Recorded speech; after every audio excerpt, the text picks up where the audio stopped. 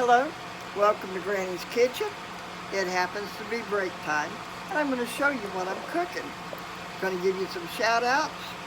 Stick around. It's going to be a good noon break today. So, I have my little frying pan here, my cast iron skillet. Now this is going to be one of those cheap meals that we've been watching every now and then. This is my version. These are 4 bun-length hot dogs cut up into bite-sized pieces. I used to feed 4 little children a long time ago, and this was pretty popular way back then. So you just stir them up there, get them browned up a little bit. So what is your cheapest meal that you use? What is the cheapest that you ever thought you'd ever use? And what would you use if you only had to go from your pantry to the table? A lot of times, 40 years ago or more, that's what we had. We had to go by what we had in the pantry and what was there sometimes. We don't always eat what we want to. A lot of times we eat what we have to. You know, like spinach, that kind of thing. I'm going to pour some of this out. You don't need all that grease. That is one good thing we learned over the years. Too much fat of the wrong kind is not good for you. Now these are kind of brown. You can see them. A little bit brown there. Looking better.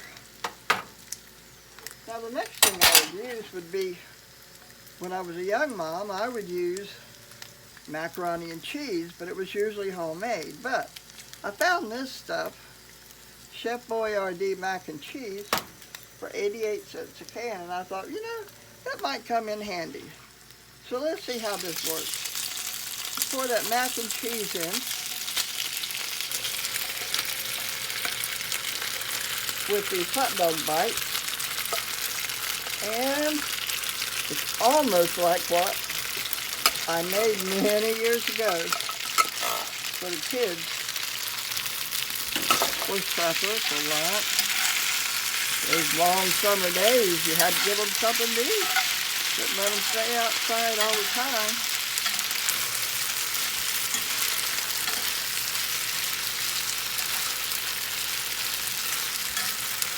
You know what makes this even better?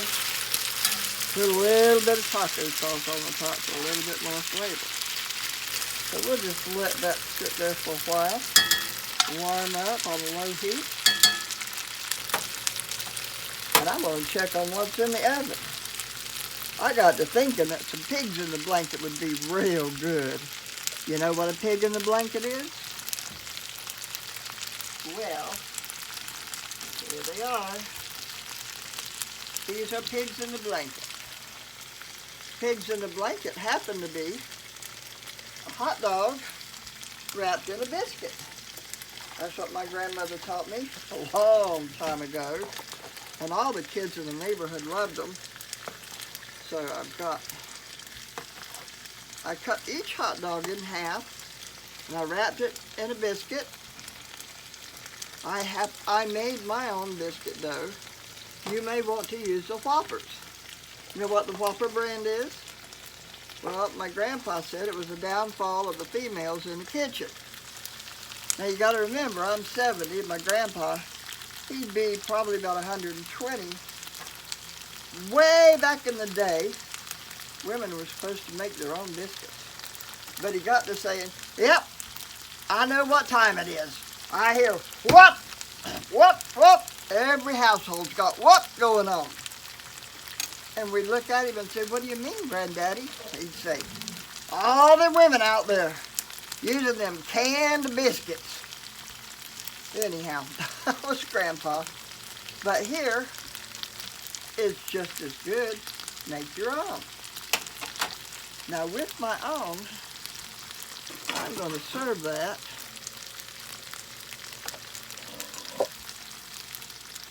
serve my pig in a blanket with some of this macaroni and cheese and hot dog.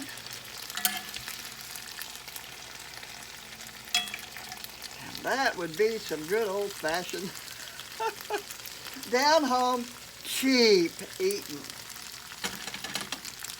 Well, got some shout-outs. Cheap eating. You got to sometimes work your money and work it just right. That's why you need to go by Coupon Gale and check out how to save money with coupons. Check out her channel once again. See what money you can save by listening to her wisdom on how to get coupons to save money. And while you're at it, you might want to think of another way of saving money. Long time ago, I learned to put my money in an envelope. Isn't that good looking? That's good looking. Pig in the blanket. That's what we're serving here at the house today for our noon break. Now, what was I saying? Oh, about those envelopes. Yes, a long time ago when I was young, we learned to use envelopes. Our paycheck would come in. Didn't particularly have a bank account. Costs money. So, and we were young. So what we would do is put our money in envelopes. Rent money went in an envelope, birthday money went into an envelope, grocery money went into an envelope, gasoline money went into an envelope. Whatever we had, it went into an envelope to last us until the next payday. Now, would you believe it? I actually found a woman on YouTube that uses that cash envelope method. Her name is Life with Shirley. Now, you're going to like Life with Shirley. She does a little bit of everything. She has some do-it-yourself, and she has some economical decor type things that she does. She's just quite a bit. But what I was most impressed with was how she stuffed those envelopes with cash. Pretty smart idea. Going back to old-time economics. You got to save money whatever way you can. Because without money, honey, you got a problem. That's why I admire these young people that are getting out in their backyards, digging up that backyard, growing food. Now, I got a son and daughter-in-law down there in Florida, and I would have never thought those two would ever get their hands dirty. But they have. They are now master gardeners. They're growing the most beautiful gardens you'd ever want to see. Oh yeah, Shed Wars would certainly like to see their gardens and what they have learned the hard way over the last few years of learning to raise their own food. But enough of that. There's young couples that's actually buying land and turning it into farms and homesteads. And that's another one I'd like to talk to you about. It's called Homestead DNA. Oh, DNA. Does that mean what's in your blood? Not with them. DNA means Danny and Amy. Yeah. Homestead DNA. Go by and check them out today. They have got a great thing going. They are creating a homestead, growing their own healthy food. And he said he thought he would hit for the stars and maybe he'd get the moon. Yeah, that's a good philosophy. So go on by, check out Homestead DNA. Check out Life with Shirley with her coupon, her envelope stashing. And check out Coupon Gale and save some more money. Well, I guess that's about all the rambling I have for right now at this noon break. Oh, one more thing. Do you see that? That's 7 dozen eggs that I couldn't sell. Chickens are laying like crazy out here on the Cumberland. I told my helper, I said, let's don't feed them any more of the laying mass. Just give them let them free range for a while. And I'll be darned, I still got a dozen eggs a day. So you know what you could do with those? You know what I could do? I could go buy myself a brand new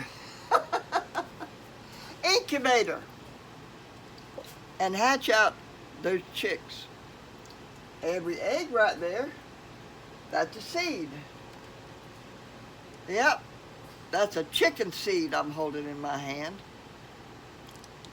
So go plant it in your incubator if you can't sell those eggs.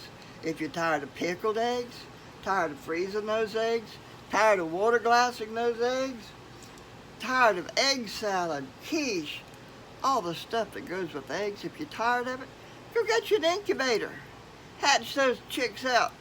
Get you some meat. Send them to freezer camp when they get old enough. Well, God bless you. Have a great day. And don't forget about my chicken seeds.